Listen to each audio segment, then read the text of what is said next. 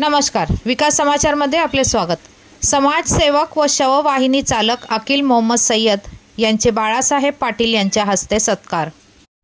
मनोर येथे राहणारे अकील मोहम्मद सय्यद उर्फ मामू हे शववाहिनी चालक आहेत।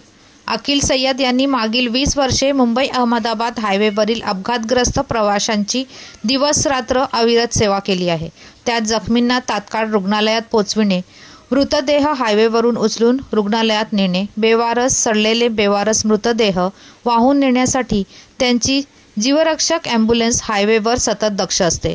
त्यांच्या या अविरत लोकांच्या व समाजाच्या सेवेबद्दल अकील सय्यद यांचा पालघर पोलीस दलाच्या वतीने संवेदनशील व कर्तव्यदक्ष माननीय पोलीस अधीक्षक बाळासाहेब पाटील यांचे हस्ते दिनांक 15 जुलै 2024 रोजी गुन्हे परिषदेचे औचित्य साधून प्रमाणपत्र, सन्मानचिन्ह, शॉल व श्रीफळ देऊन जाहीर सत्कार करण्यात आले।